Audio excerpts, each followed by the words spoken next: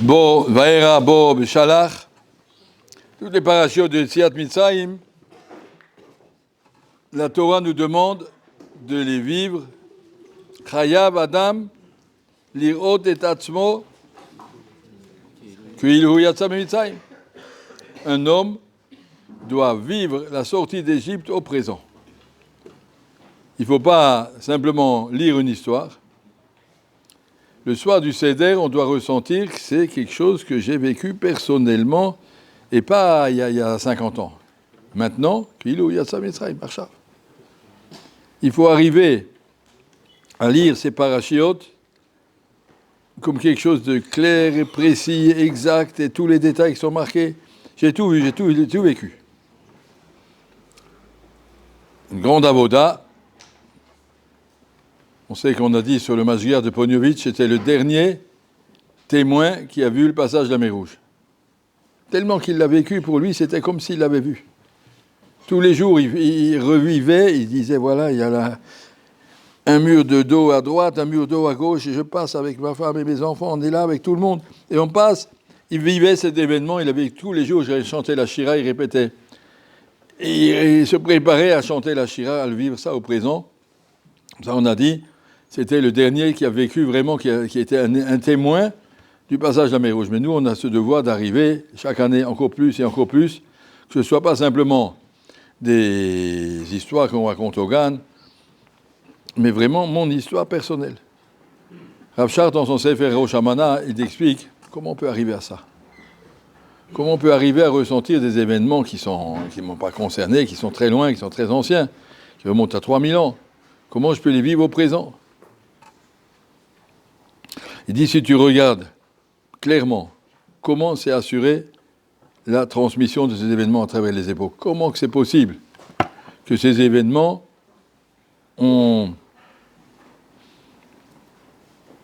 traversé les époques de façon claire. Il dit, regarde la transmission de la Torah, comment elle se passe d'une génération à l'autre, comment on est medakdek, comment on transmet toutes les shitot et rishonim, sans toucher un mot, c'est des papiers. Allez voir chez les goïms si on étudie des livres d'il y a 2000 ans, ça n'existe pas. Et nous, on étudie ces livres-là de façon précise. Il y a une girsa ici, un petit changement ici, tout le monde discute. Quelle est la girsa qui était au départ ? On veut savoir la Torah de façon précise. La transmission de notre Torah, c'est quelque chose de tellement précis. Et ça remonte en arrière, depuis le Chasse, le Rambam, il écrit la liste de tous les Gdoléadors, depuis Moshe Rabbeinu jusqu'à Ravashi. Vous pouvez trouver ça à l'introduction du Rambam. On connaît exactement qui étaient les transmetteurs de la Torah, par où la Torah a passé, qui était responsable que la Torah se transmette de façon précise et intègre, et comme ça revenir en arrière, regardez bien où c'est qu'il y a eu des événements, qu'il y a eu 600 000 témoins, où c'est qu'il y a eu un matin de Torah, et une Kriyat Yam Souf devant tellement de gens qui l'ont vu et qui l'ont répété à leurs enfants. Si ce n'était pas vrai, il y a longtemps que ça a déjà été oublié. Ça aurait été devenu une légende, ça aurait été devenu un chaperon rouge, je ne sais pas quoi, n'importe quoi. Si tu vois qu'un message est transmis de génération à l'autre, de façon précise, tous les ans on s'assied autour du lait, la Seder, chez tout le monde, et on reprend cette histoire. Je suis sûr, autant que je peux imaginer, mon père, mon grand-père, mon arrière-grand-père, des arrière-arrière-grands-pères, autant que je remonte en arrière, ils ont fait le même Seder que moi. Ils ont raconté ça, et ça remonte comme ça jusqu'à la Mishnah qui nous dit comment faire le Seder, tout ça, c'est les mêmes ancêtres. Et de la Mishnah jusqu'à Moshe Rabbeinu, il n'y avait même pas, 700 ans, 1000 ans, même pas. Personne aujourd'hui conteste qu'Henri IV existait. Il existait Henri IV. Il a été tué par Sully, tout le monde le sait. Il y a eu beaucoup de témoins, on ne discute pas. Et bien depuis Henri IV jusqu'à maintenant, ça fait plus que 400 ans, 500 ans, 400 ans. Et on ne discute pas. Des choses qui ont beaucoup de témoins, personne ne discute. Et là, il n'y a rien de plus précis, plus de témoignages que tout le monde répète, et tous les jours, on met les tefilines, on écrit, attention, Yetziat Mitzrayim, tous les Shabbats, je fais kidouche, je dis à mes enfants, Zecher Yetziat Mitzrayim. Tous les gens, on va une semaine dans la soukha pour se rappeler comment on était dans le désert. On n'est pas simplement des vieux souvenirs.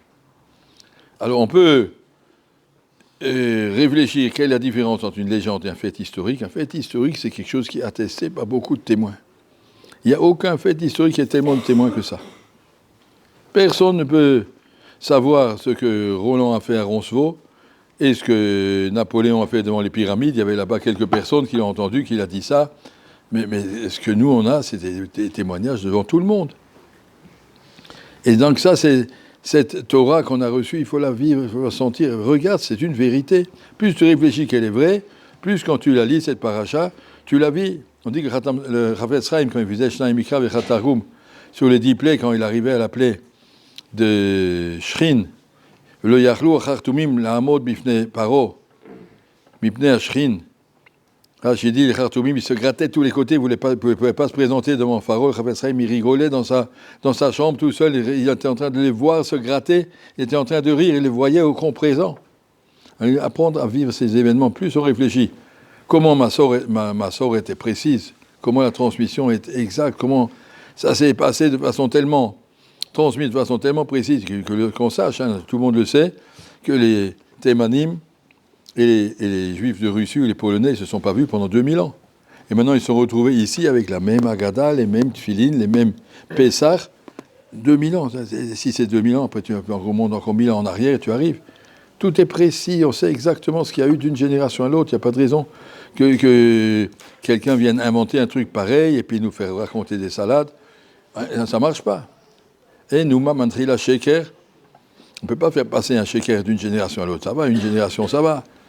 Mais avec le temps, tout le monde a vu qui c'est Staline, tout le monde a vu qui c'est Hitler, on sait, on ne peut pas raconter la lumière des nations. Ça va, à la fin, les gens le sauront. Mais ça passe d'une génération à l'autre, de façon précise. Et même les gens qui sont, aujourd'hui, se sont détachés, mais ils conservent encore le Pessah, l'Etziat Mitzrayim, l'Eila Seder, ils savent. Nous, on doit le vivre pas comme quelque chose de lointain, quelque chose de présent. Apprendre à lire ces parachiotes, mamash, ce qu'on appelle Emouna Bechouch, une Emouna concrète, claire, tu le vois devant toi. C'est un travail, quand on lit ces parachiotes, c'est un travail à faire pour le vivre et pas seulement le lire. Jusqu'à ce qu'on arrive Bezat Hashem au Leila Seder, avec beaucoup de clarté, qu'on peut raconter l'histoire, et la sentir que Chayav Adam, l'irod et atzmo, de se ressentir qu'iluhu yatsa mitzrayim. Bavosé asa Hashem li, quand je dis dans la Haggadah, Bavosé asa Hashem li, betseti mitzrayim. Hashem il m'a fait à moi. Moi, je suis sorti d'Égypte. C'est toute une avoda, mais c'est ça que la Torah attend de nous, que les sorties d'Égypte soient la base de toute ma émouna. Comme ça, comment c'est dit, comment nous, Anochi Hashem Elokecha, Hashem Otseti Ramed Mitzrayim. Hashem nous a sorti d'Égypte, alors on sait que c'est ça le Hémet. Toda Rabba.